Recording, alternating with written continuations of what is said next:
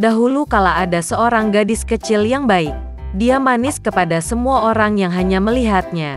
Tapi dia adalah yang terindah dan tersayang dari semua neneknya, yang bahkan tidak tahu apa yang harus diberikan kepada cucu tercintanya. Suatu kali dia memberinya topi beludru merah. Dan karena topi ini sangat cocok untuknya, dan dia tidak ingin memakai apapun, mereka mulai memanggilnya Little Red Riding Hood. Suatu ketika ibunya meminta untuk membawakan sepotong kue dan sebotol anggur untuk neneknya. Mereka mengatakan bahwa dia sakit dan lemah, itu akan baik untuknya. Dia memerintahkan ibuku untuk tidak melarikan diri dari jalan, jika tidak dia akan jatuh dan memecahkan botol, dan kemudian nenek tidak akan mendapatkan apa-apa. Dan ketika dia datang ke neneknya, agar dia tidak lupa untuk menyapanya. Little Red Riding Hood patuh, mengambil hadiah dan berangkat. Dan nenek saya sudah tinggal di belakang hutan, setengah jam berjalan kaki dari desa. Dan segera setelah Little Red Riding Hood memasuki hutan, dia bertemu dengan seekor serigala. Gadis itu, bagaimanapun, tidak tahu jenis binatang buas apa itu, dan sama sekali tidak takut padanya. Dia menyapa dengan sopan. Serigala itu juga berperilaku sangat sopan, jadi si kecil berkerudung merah memberi tahu serigala itu bahwa dia membawa hadiah untuk nenek tercintanya. Dan ketika dia memberitahu bagaimana cara pergi ke rumah neneknya, serigala berpikir dalam hati bagaimana dia bisa memakan tidak hanya wanita tua itu, tetapi juga seorang gadis cantik. Dan kemudian serigala berpikir untuk menunjukkan kepada Little Red Riding Hood sebuah padang rumput yang luas dengan bunga-bunga indah. Gadis kecil berkerudung merah, saat dia melihat banyak bunga yang indah, berpikir bahwa akan menyenangkan untuk membawakan nenek seikat bunga segar, karena itu juga akan menyenangkan hatinya. Ya, dan lari dari jalan ke samping, dan mulai mengumpulkan bunga. Jika dia memetik satu bunga sedikit, seperti bunga yang lain memanggilnya, itu bahkan lebih baik, dan dia akan mengejarnya.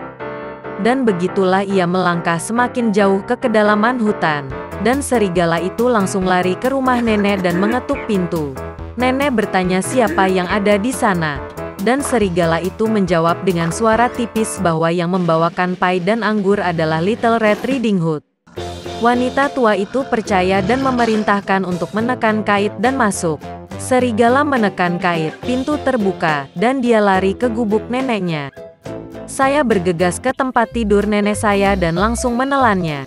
Kemudian dia mengenakan gaun neneknya dan topinya di atas kepalanya, pergi tidur dan menunggu.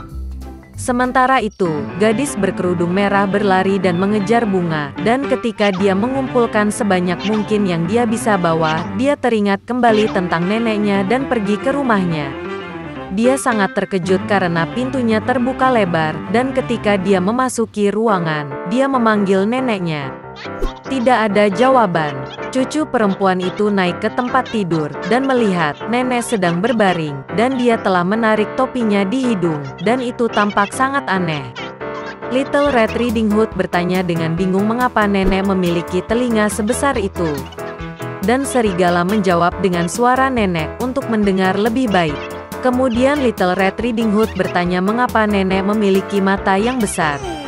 Untuk lebih melihat Anda, serigala menjawab. Dan lengannya sangat besar sehingga lebih mudah untuk digenggam. Dan ketika Little Red Riding Hood melihat mulut serigala dan hanya bertanya mengapa nenek memiliki mulut yang begitu besar, serigala itu menerkamnya, berteriak, agar aku bisa memakanmu.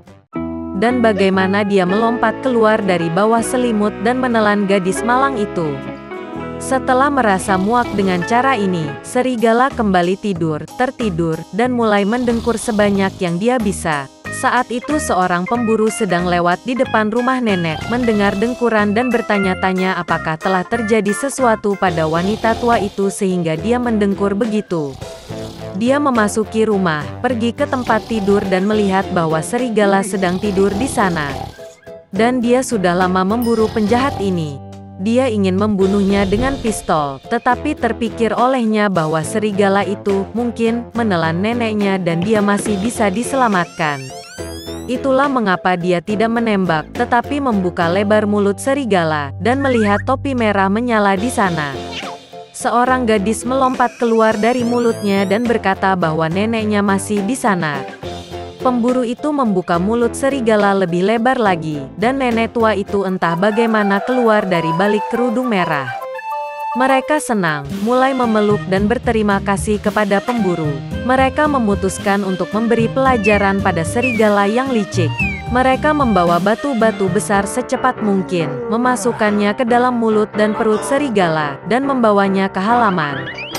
Dan ketika serigala bangun, dia melihat pemburu, dan hendak melarikan diri, tetapi tidak dapat menahan beban batu, dan jatuh ke tanah.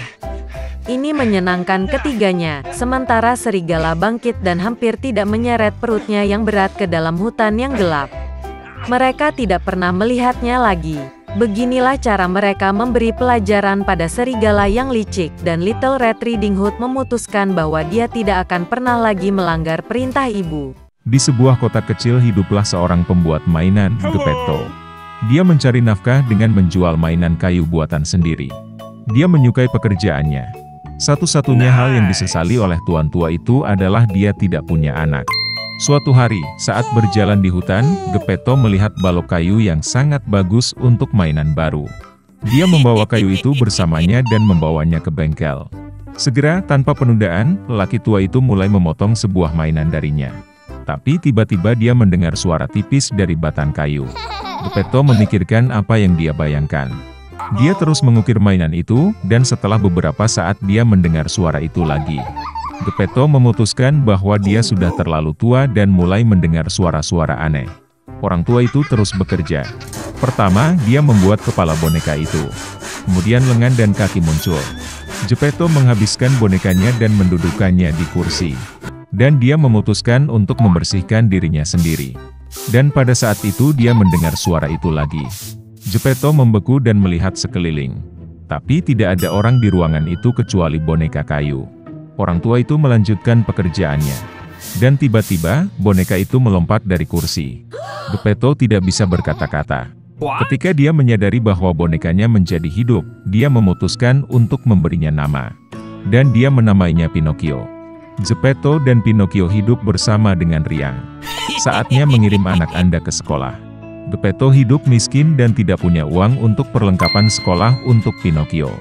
Dia memutuskan untuk menjual jaketnya dan memberikan uang itu kepada bocah itu. Pinocchio mengambil uang itu dan dengan senang hati bergegas ke sekolah. Tiba-tiba, dia melihat kerumunan orang. Untuk mencari tahu apa yang terjadi, anak laki-laki itu mendekat dan melihat di depannya sebuah tenda besar berwarna. Itu adalah sirkus. Badut itu berdiri di depan pintu masuk dan menyalak pengunjung. Pinocchio menjadi sangat tertarik dengan apa yang ada di dalamnya. Tetapi badut itu tidak mengizinkannya masuk, karena bocah itu tidak memiliki tiket.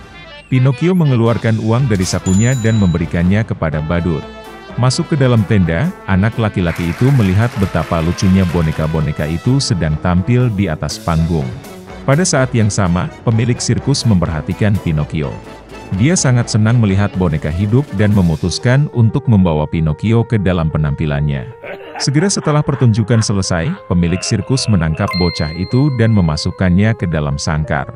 Pinocchio sangat kesal karena dia tidak menurut pada ayahnya dan tidak pergi ke sekolah. Dia menangis. Dan tiba-tiba, seorang peri muncul di hadapannya. Dia melihat bahwa Pinocchio sangat menyesali perbuatannya dan memutuskan untuk menyelamatkannya. Peri membaca mantra, dan Pinocchio berada di jalan dengan uang di tangannya. Dia pergi ke sekolah lagi. Dalam perjalanan, Pinocchio bertemu dengan seekor kucing buta dan seekor rubah yang licik. Ketika mereka mengetahui bahwa bocah itu punya uang, kucing dan rubah memutuskan untuk mengambilnya. Mereka mengatakan uang tersebut tidak cukup untuk kebutuhan sekolah dan perlu ditingkatkan. Dan untuk ini mereka perlu menanam uang di bidang sihir. Sebatang pohon uang harus tumbuh dari bumi, yang darinya panen uang yang banyak dapat diperoleh. Pinocchio yang naif mempercayai para scammer dan memberikan uangnya. Ketika bocah itu ditinggalkan sendirian dan tanpa uang, peri muncul di hadapannya lagi. Pinocchio berbohong kepada peri dan mengatakan dia sudah membeli perlengkapan sekolah. Begitu dia mengatakan ini, hidungnya mulai tumbuh. Semakin Pinocchio berbohong, semakin panjang hidungnya. Dia sangat ketakutan dan memberitahu peri yang sebenarnya. Di saat yang sama, hidung bocah itu menyusut ke ukuran normal. Peri tersebut memperingatkan bahwa setiap kali Pinocchio berselingkuh, hidungnya akan membesar. Setelah kata-kata ini, bocah lelaki itu kembali menemukan dirinya dalam perjalanan ke sekolah dengan uang di tangannya. Tiba-tiba, pemilik sirkus memblokir jalan menuju Pinocchio. Dia sangat marah karena bocah itu berhasil melarikan diri dan ingin memasukkannya kembali ke dalam kandang. Tapi Pinocchio tidak mudah ditangkap. Tanpa ragu, dia melompat ke air. Pinocchio terbuat dari kayu, jadi dia tidak tenggelam. Dan arus membawa bocah itu maju. Ketika dia sudah berenang ke pantai, seekor ikan raksasa menelannya. Pada saat yang sama, karena putus asa mencari putranya di darat, lelaki tua Geppetto memutuskan untuk mulai mencari di atas air.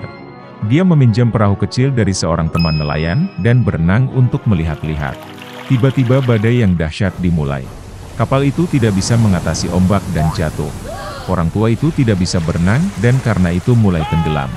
Dan kemudian, seekor ikan besar yang menelan Pinocchio, menelan Geppetto. Saat dia masuk, dia langsung melihat anaknya. Melihat ayahnya, Pinocchio sangat senang. Dia sangat menyesal karena tidak mematuhinya, dan berjanji sejak saat itu untuk selalu melakukan apa yang dikatakan ayahnya. Melihat Pinocchio benar-benar menyesal, peri memutuskan untuk menyelamatkan mereka. Dia membebaskan bocah lelaki dan lelaki tua itu dari perut ikan, dan membawa mereka ke pantai. Pinocchio menjadi anak yang sangat cerdas dan penurut. Dia pergi ke sekolah setiap hari, dan setelah belajar dia membantu ayahnya di bengkel.